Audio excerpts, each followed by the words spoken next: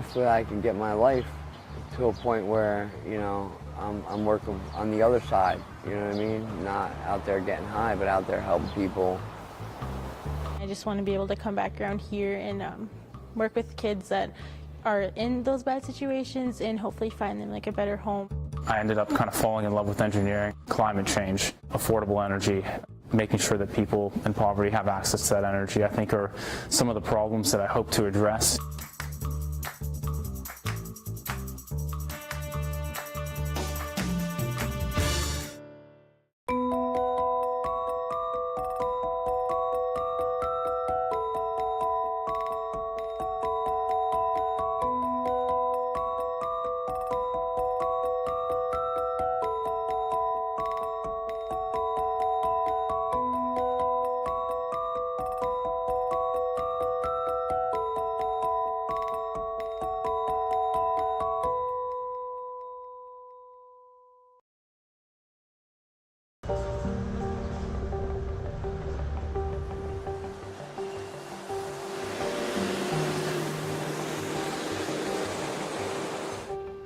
When I was 16, I sniffed my first bag of heroin. And, I dabbled in it here and there from then on. When I was just about to be 20, I started shooting it, and off to the races. In the blink of an eye, you can get caught up. And if you've been addicted, or you are addicted, it's a battle for your soul. To stay alive every day and to not have something bad happen to you. Here I am, lost everything I own again. I'm not going on another year or two run. I don't have it in me. I got tore up so quick, and it just keeps getting worse and worse and worse, and I can't do this anymore.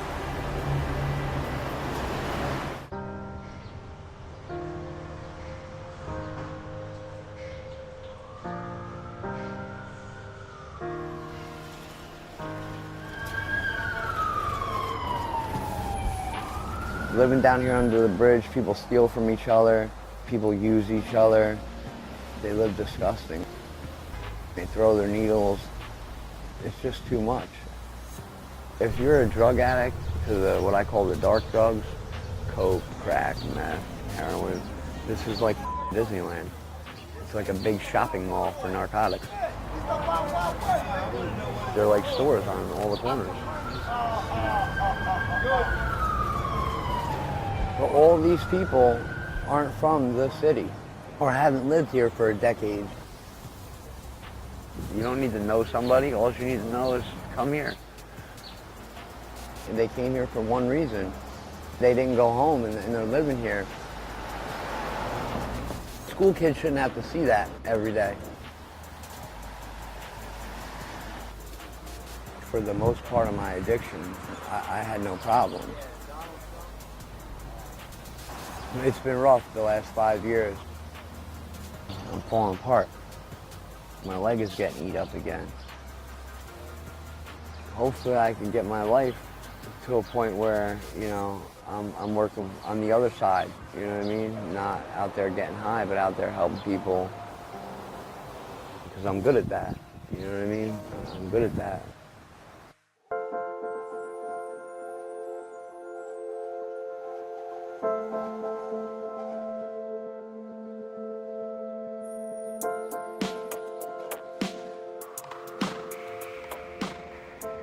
Here in Philadelphia, we have 4 bridges that were being used as encampments.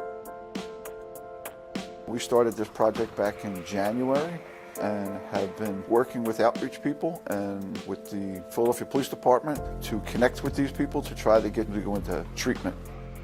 It was very important for us to be able to do it in a dignified way. They don't want to be there, but they need help. We did a pilot program where we attempted to move 2 of the bridges. Good morning. Be done in 3 seconds. Okay. All right, I'm just going to read something to you, just so you're aware. Can you please just give us a moment? I am. Legally, I got to let you know what we're doing, that's all. We needed the people to get help.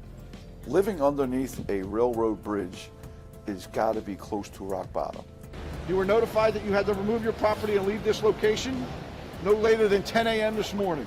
Drugs doesn't give you a choice. The community itself don't want the encampments in the neighborhood because they have to deal with the trash, the smell, and everything else. I don't want to see this every day. I don't gotta move. We pay taxes here.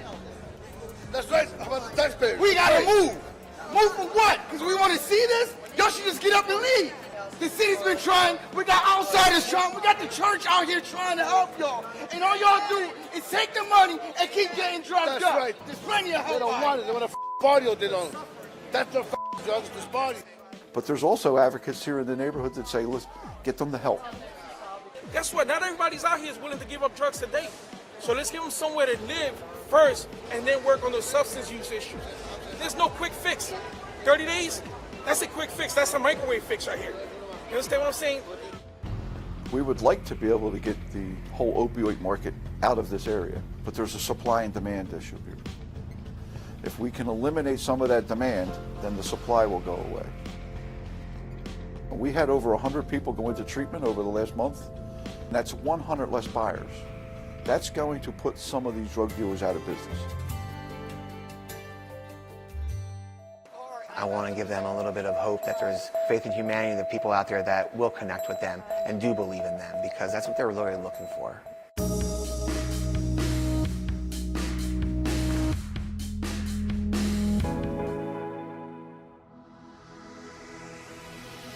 My name's Carla Babb, and I work the Pentagon beat. That access helps me to do better stories. Every day it's my responsibility to collect all of the defense news. It keeps our VOA viewers informed. I get to travel all across the globe. Anything that's defense related and how to protect and keep people safe, that's where I'll go. So it's never a dull moment at the Pentagon. My name is Carla Babb. This is my beat. I'm Patsy Widapuswara. I've been at VOA for 12 years. So almost 20 years ago, my friends and I from college, we started the first Indonesian Debating Society. We started debating internationally, and I found out that I liked it, and I'm pretty good at it. Debating paved the way for me to become a journalist, because it was in one of these competitions where one of the judges, who's a big television producer in Indonesia, she saw me and then tracked me down after I graduated and offered me a job, and the rest is history. Between debating and journalism, there's a lot of similarity. You have to be able to look at an issue from different angles and then absorb the information and present it in the most effective manner. I like it here because I can be independent. Back home, there's censorship, first from the government, and then there's commercial pressures for ratings. But here, all we need to rely on is the VOA Charter, and I love my job. I can't imagine being anything other than a journalist.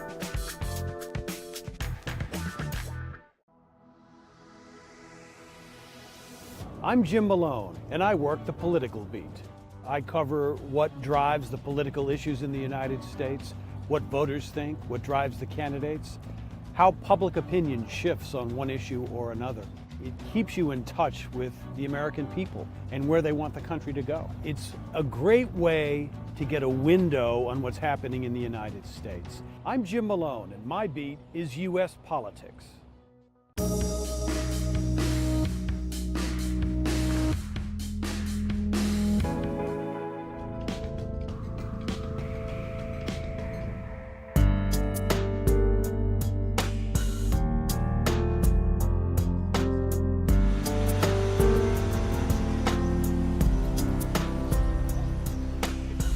How are you today? My name is Ray. How are you? How are you today? They're from a different country. The areas here in Kensington have some very strong community groups, and we work very well with them. The police department can't do it by itself. There's a library behind us.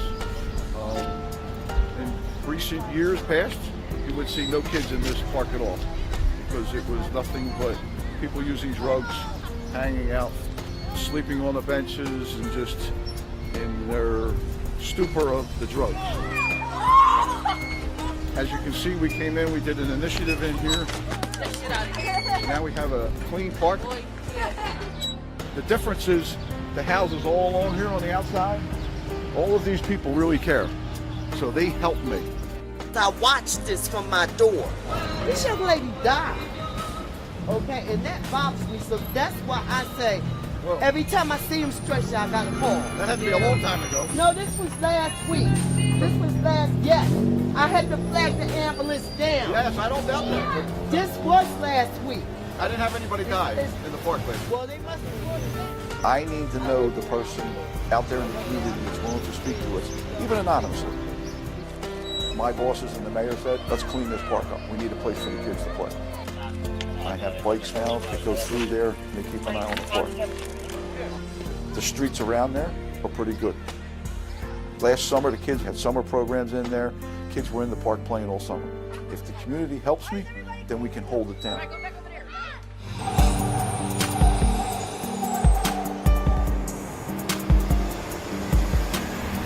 my gosh, Kelly. When I walk up to somebody like Kelly, what I'm trying to accomplish is I'm just making their day just a little bit better. Art supplies. I just took him out of my car. I want to give them a little bit of hope that there's faith in humanity, there are people out there that will connect with them and do believe in them, because that's what they're really looking for. How long have you been down here? Too long. Too long? Yeah. Yeah, what brought you to the streets? Drugs. Yeah. Are you actively in? Yeah. Yeah, what are you using? Heroin, crack. Have you sought out any type of treatment? Yeah. How many times? Not that many. No? Because I'm not gonna waste the spot if I don't think I'm gonna actually try. I had 8 years clean. You know, 8 years is a long time to be clean and then end up back here. Yeah. Where were you for those 8 years? I was in school working, had my own place. Can I ask how you get the money to use? Any kind of way, really. You hustle to get it. Yeah. Not the way you live your life. No. No. When you're out here, you got your socks, you got your sneakers, you got your clothes. What else you got? Not much of anything. What about food? Food is it's there. If you've been on the streets for any amount of time, you've got to be strong. But Why the sometimes no? it takes a stronger person to walk away. You did it before. I did. I think you could do it again.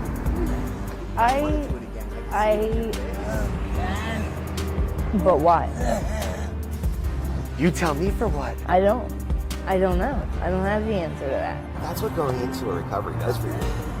You learn the transitional aspects of going back to the life that you knew, or a new life that you're going to create for yourself. You know, what you're doing is you're actually talking yourself out of it by saying, for what? It's for you, for your mother that we talked about.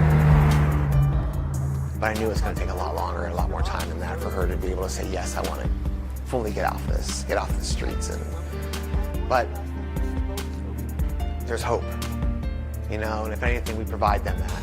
By being out there on the streets, we provide them hope.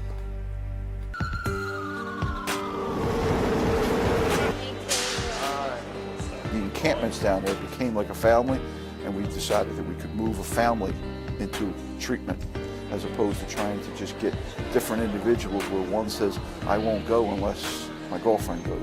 All right, hold on. Let me get this thing here. We wanted to leave since day one we got down here. Just didn't, you know, you keep procrastinating. Oh, we'll do it tomorrow, we'll do it tomorrow, we'll do it tomorrow. And then we got up, and now we had to get up today, and I have to go. No, that's all going. I went through all that. And I get to go and try to get clean and do what I want to do. I get to know that she's going somewhere safe, and this nightmare is over. It's over. It's done.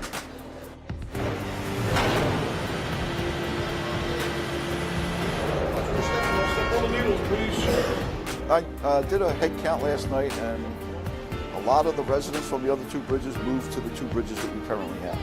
That's part of what we expected to happen, because not everybody went into treatment. The less people that want heroin, then the market will dry up. Got to get more people into treatment.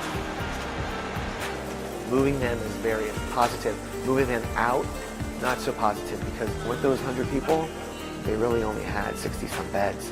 And they've got to have enough beds in the city for treatment. The fact of the matter is, most of them aren't ready for that. Most of them don't want that. The streets are all they know.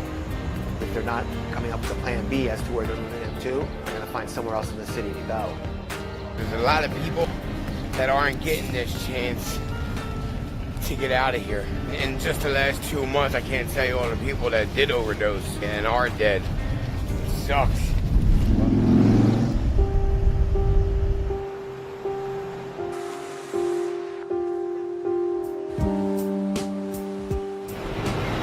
I want to just share something with you. Okay. What if I told you that if you wanted to, you could go somewhere and they call it's called 23-hour observation to assess what's going on, to see how much detox you may need or anything. And you have ID, no insurance, of course. But the idea of there's that but. Self-inflicted withdrawal is not. But see, you're already making up, conjuring up pictures of what it's going to be like. No, and that is a big issue. To me, it sounds like I'm just not ready. You know, I just want you to think about what you told me. You told me that out here on the streets, you don't really have any friends. No. You don't trust anybody. Do you trust yourself? Not always.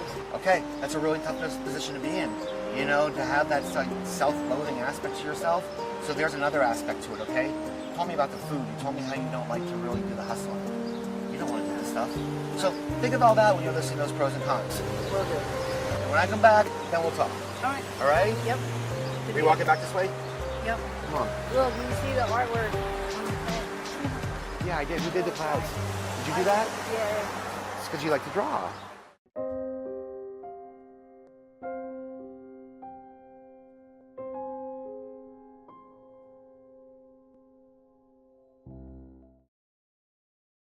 Ever since I started doing a lot of community service, I knew that I really liked to help people. Obviously in the United States, there's a lot of need.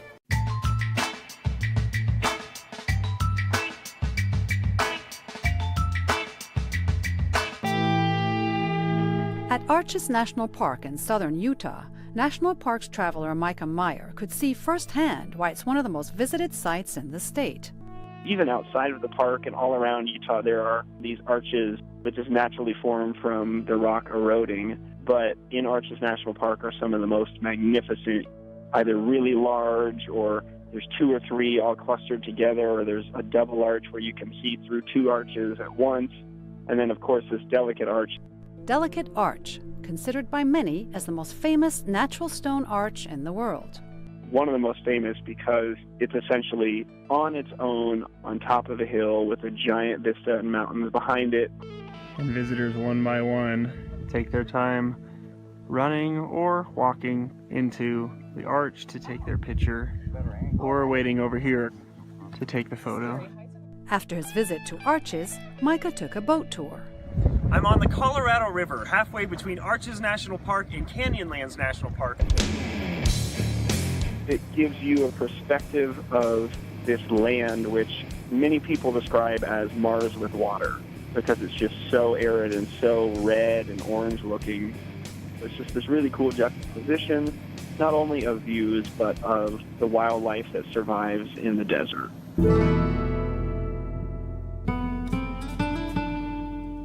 But for Micah, what came next was the real highlight. Made it to the Island in the Sky portion of Canyonlands National Park just in time for sunset. This is where you're able to drive along a scenic road that takes you along all these incredible overlooks that give you expansive views of the canyon, of the rivers, and it's a wow moment. Julie Tabo, VOA News, Washington.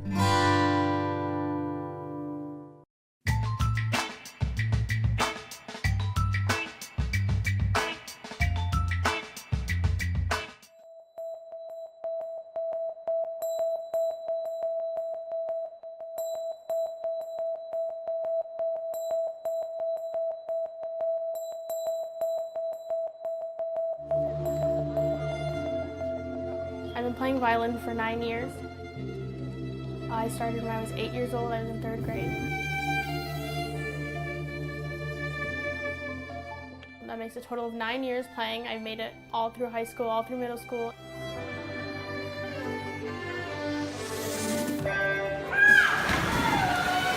I started swimming when I was in 7th grade. I had no idea how to swim. My family encouraged me to join the swim team, and I made it all the way through high school. And I've been swimming for 6 years already. I am the first to graduate high school. My mom has a GED, and as well as my aunts and my uncles. Oh, it's very hard. You have to get those study habits going. If it weren't for my family, I wouldn't be here because, man, oh man, you get some teachers that sometimes have a different way of explaining things. So you have to find a good teacher that'll help you out and tutor you, and get a good group of friends that'll help you out as well. Tonight we are going to honors night at my school. Alondra Morales. I got a 3.0 or higher all 4 of my high school years.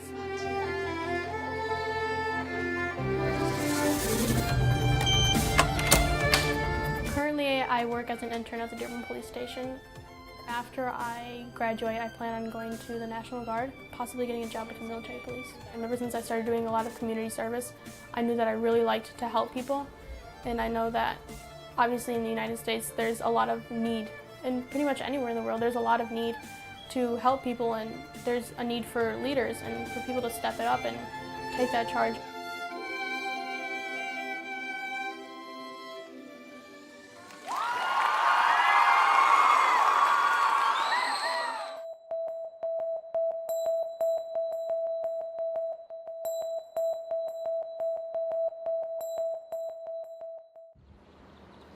It's definitely a passion. I love playing it. It's a great way to kind of get my mind off my studies or whatever's worrying me for the day. I ended up playing college tennis. I was on scholarship to play tennis for Rice as well, and it enabled me to attend the school of my dreams. My name is David Warren. I'm from Houston, Texas. I attended school in Houston as well and went to Rice University, and I studied chemical engineering. This is the main engineering building here at Rice, and I've spent too many hours to remember how long I've been in this building, but it's one of the coolest kind of architecturally designed places on campus. I ended up kind of falling in love with engineering, really excited to kind of work in this field and see what it's like. Climate change, affordable energy, making sure that people in poverty have access to that energy, I think are some of the problems that I hope to address. When I received my offer, it was actually via phone. The initial offer was via phone to let me know that I was going to get it. And the guy who called me said it's going to be for a production engineering role, and it's going to be in Midland, Texas, which is in West Texas, in the middle of the desert. It's considered one of the biggest oil basins, I think, in the world. Working out there is the hot spot to be in right now. There's kind of been I guess what you could call an energy revolution in the United States in the last 8 to 10 years. Energy companies have figured out a way to extract oil and gas that they knew was under the ground, but they couldn't get access to before. And that has unlocked all kinds of new reserves at a cheaper cost than previously thought. And in doing so, the U.S., rather than becoming a net importer of oil and natural gas, has now been able to produce so much oil and natural gas at a cheaper cost that we can now export it to other countries. At my new job, I will probably have less time to play tennis, but I will still play it socially. I might not be the smartest guy, I might not be the best tennis player, but I think I do a decent job making other people around me better. And bringing a good work ethic and just kind of being a straight shooting kind of guy. I'm excited to get out there, get my hands dirty, and see what it's like.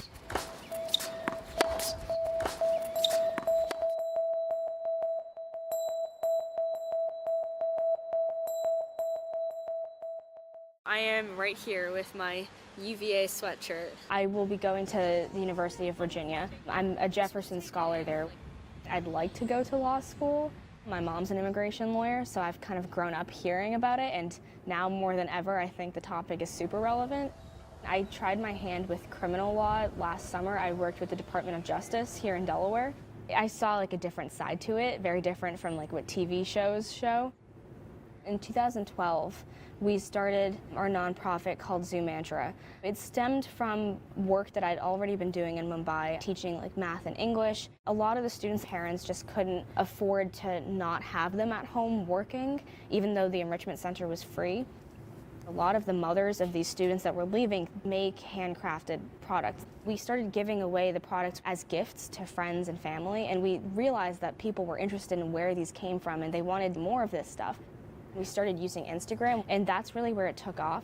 We used some of the grants we had to make our website, and from that it's just kind of grown to like be able to support like larger cooperatives of women in Mumbai and Karachi. My mom actually grew up in Mumbai, and my grandparents still live there. It's become one of my most favorite places to visit in the entire world. You'll never know what you'll find there. Like, you can never be bored there, and that's the best part about it.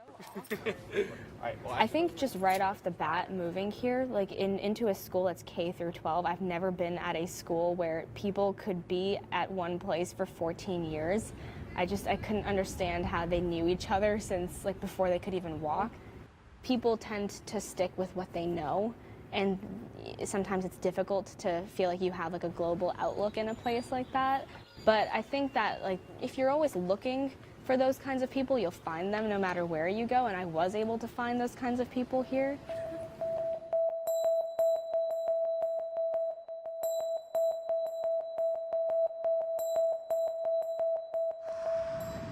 I've never really experienced anything other than like life around the reservation.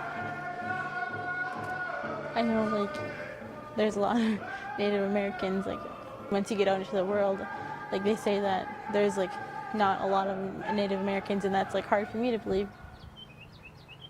On the reservation there's like a lot of families that are struggling. Some of my family members lost like a parent to drugs, so that's like a huge thing for me. I just want to be able to come back around here and work with kids that are in those bad situations and hopefully find them like a better home.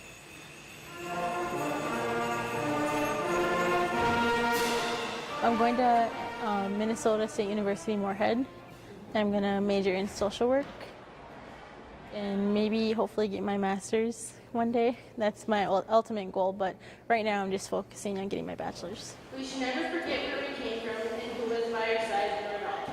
So class of 2018, now it is time to say goodbye. There's a stereotype like that Native Americans are bad, you know, that they don't expect us to get like a lot, like far in life.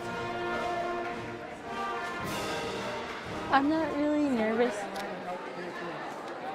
I think I'm more like excited to show people that I'm not a statistic.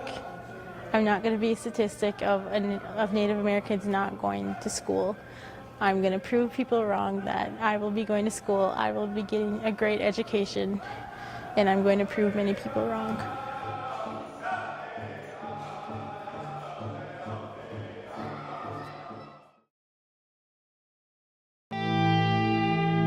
At Arches National Park in southern Utah, National Parks traveler Micah Meyer could see firsthand why it's one of the most visited sites in the state. Even outside of the park and all around Utah, there are these arches that just naturally form from the rock eroding. But in Arches National Park are some of the most magnificent, either really large or there's two or three all clustered together, or there's a double arch where you can see through two arches at once. And then, of course, this delicate arch. Delicate Arch, considered by many as the most famous natural stone arch in the world. One of the most famous because it's essentially on its own on top of a hill with a giant vista and mountains behind it. And visitors one by one take their time running or walking into the arch to take their picture, or waiting over here to take the photo. After his visit to Arches, Micah took a boat tour. I'm on the Colorado River, halfway between Arches National Park and Canyonlands National Park. It gives you a perspective of this land which many people describe as Mars with water, because it's just so arid and so red and orange looking. It's just this really cool juxtaposition, not only of views, but of the wildlife that survives in the desert.